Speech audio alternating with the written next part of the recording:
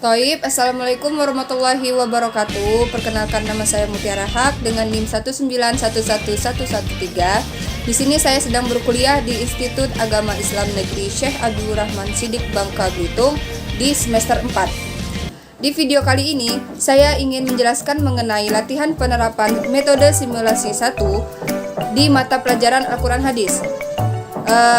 Tujuan dari pemaparan saya di video kali ini untuk memenuhi tugas di mata kuliah metodologi pembelajaran PAI yang diampu oleh dosen Bapak Muhammad Rafiq Anwar. Langsung saja kita masuk ke pembahasan yang pertama mengenai pengertian metode pembelajaran dan pelaksanaannya di sekolah.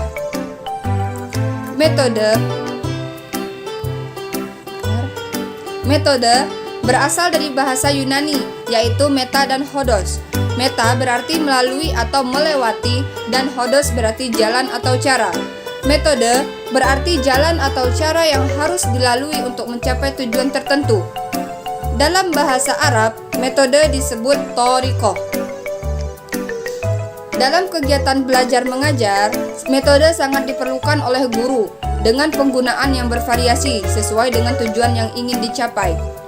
Pengertian lain metode ialah teknik penyajian yang dikuasai guru untuk mengajar atau menyajikan bahan pelajaran kepada siswa di dalam kelas, baik secara individual atau secara kelompok atau klasikan, agar pelajaran itu dapat diserap, dipahami, dan dimanfaatkan oleh siswa dengan baik. Kemudian menurut Ahmad Tafsir, bahwa metode adalah cara yang paling tepat dan cepat dalam melakukan sesuatu, sedangkan pembelajaran atau pengajaran menurut Degeng adalah upaya untuk membelajarkan siswa. Dalam pengertian ini, secara implisit dalam pengajaran terdapat kegiatan memilih, menetapkan, mengembangkan metode untuk mencapai hasil pembelajaran yang diinginkan. Pemilih, penetapan, dan pengembangan metode ini didasarkan pada kondisi pengajaran yang ada. Kemudian pengertian pembelajaran ialah membelajarkan siswa menggunakan asas pendidikan maupun teori belajar. Pembelajaran merupakan penentu utama keberhasilan pendidikan.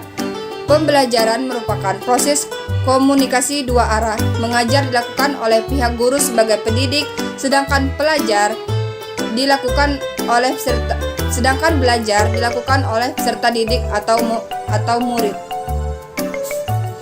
Dengan demikian, pembelajaran adalah setiap kegiatan yang dirancang oleh guru untuk membantu seseorang mempelajari suatu kemampuan atau nilai yang baru dalam suatu proses yang sistematis melalui tahap rancangan, pelaksanaan, dan evaluasi dalam kegiatan belajar mengajar.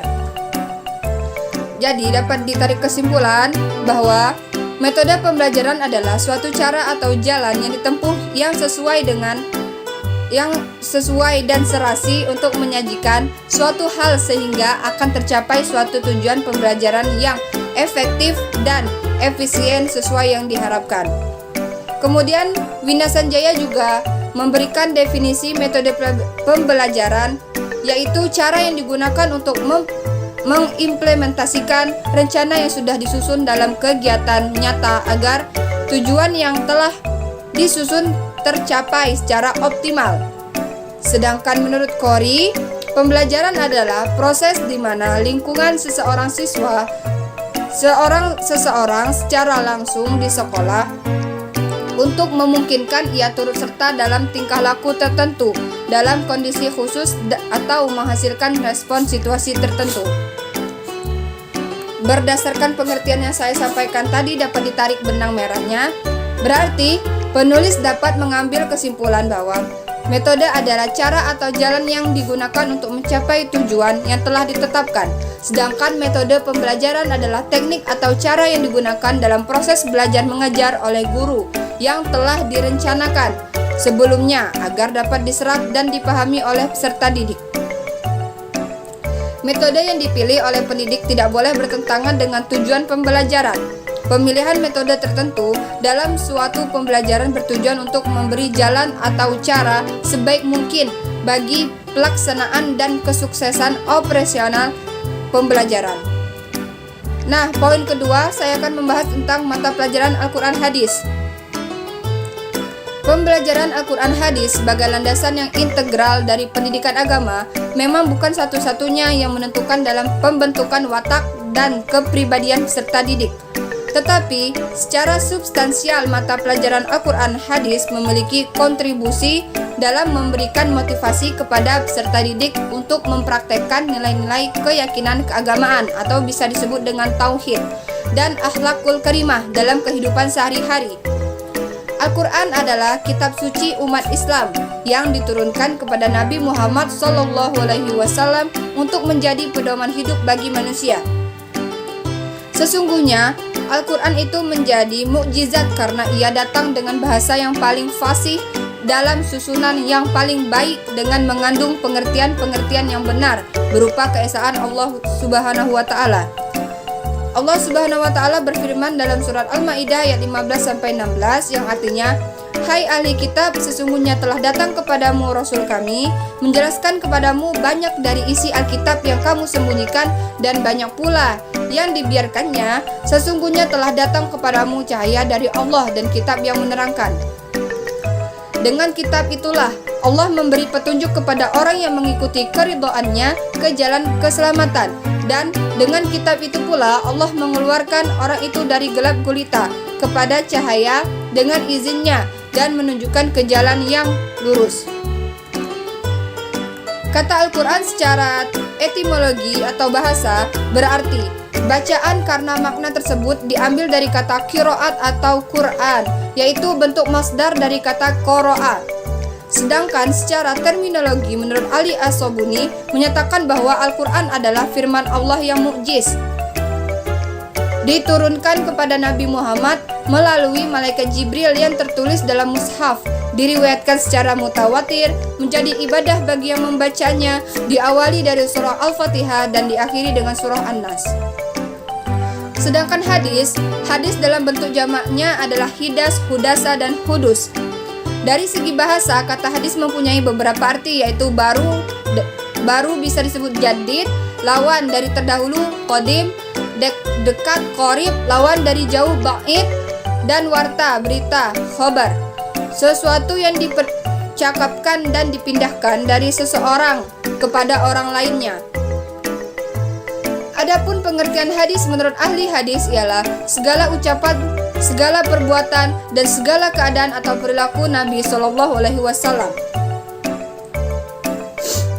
Dari penjelasan di atas, bisa disimpulkan bahwa pembelajaran Al-Quran Hadis adalah bagian dari pelajaran pendidikan agama Islam di madrasah yang dimaksudkan untuk memberikan motivasi, bimbingan, pemahaman, kemampuan, dan penghayatan terhadap isi yang terkandung dalam Al-Quran dan Hadis, sehingga dapat diwujudkan dalam perilaku sehari-hari sebagai perwujudan iman dan takwa kepada Allah Subhanahu wa Ta'ala.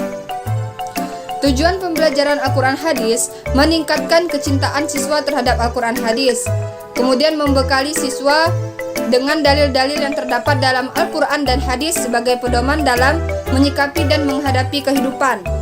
Yang ketiga, meningkatkan kehusyukan siswa dalam beribadah, terlebih sholat, dengan menerapkan hukum bacaan tajwid serta isi kandungan surat atau ayat dalam surat-surat pendek yang mereka baca.